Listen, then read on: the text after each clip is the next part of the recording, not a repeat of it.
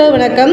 லோக்சபா தேர்தலில் தமிழ்நாட்டில் வாக்குச்சாவடி ரீதியாக பதிவான வாக்குகளை கட்சிகள் தீவிரமாக ஆய்வு செய்து வருகிறதாம்.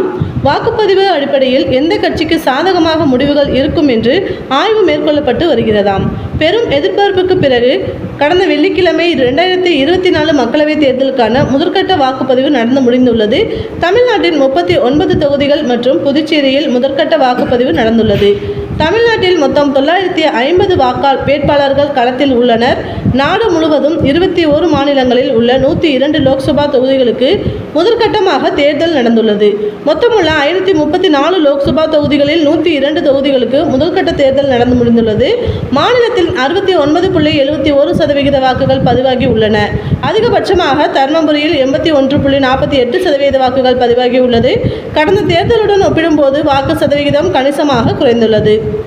குறிப்பாக தூத்துக்குடி, தேனி, சிவகங்கை உள்ளிட்ட நட்சத்திர தொகுதிகளில் வாக்குப்பதிவு அதிகம் குறைந்துள்ளது. தமிழகத்தில் பதிவான மொத்த வாக்கு சதவிகிதம் முதல் 72.09%, இரண்டாவது 69.46% என அறிவிக்கப்பட்ட நிலையில் தற்போது 69.71% என மூன்றாவது முறையாக மாற்றி அதிகாரப்பூர்வமாக அறிவிக்கப்பட்டுள்ளது.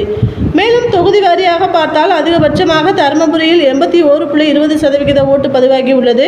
குறைந்தபட்சம் என்றால் மத்திய சென்னையில் 53.96% ஓட்டு பதிவாகி உள்ளது.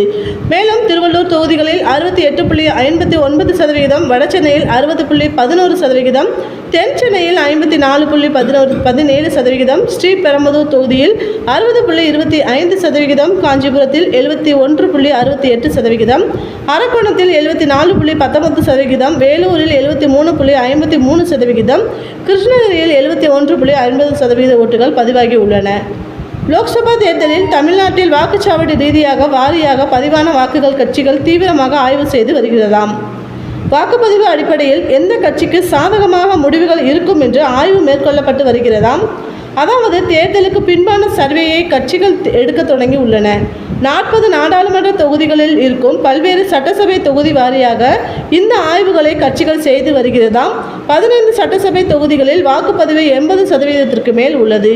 கட்சிகள் மேற்கொள்ளும் ஆய்வுகள் 48 சட்டசபை தொகுதிகளில் 75 முதல் 80% பதிவாகி உள்ளது. இப்படி பதிவான வாக்கு சதவிகிதம் அடிப்படையில் தான் கட்சிகள் ஆய்வு செய்து வருகின்றன.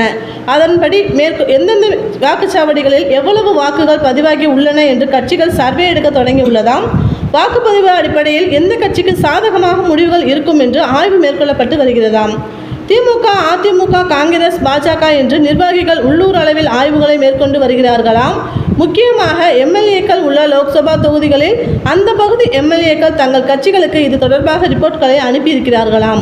எங்கள் தொகுதியில் எவ்வளவு வாக்குகள் பதிவாகி உள்ளன, இதனால் நமக்கு தான் சாதகம், இந்த வாக்குச்சாவடியில் வாக்குகள் குறைவாக உள்ளன, அதனால் நமக்கு நிலைமை சாதகம் இல்லை என்று கட்சி தலைமைகளுக்கு ஏற்கனவே வாக்குப்பதிவு தொடர்பாக ரிப்போர்ட் செல்ல தொடங்கி உள்ளதாம்.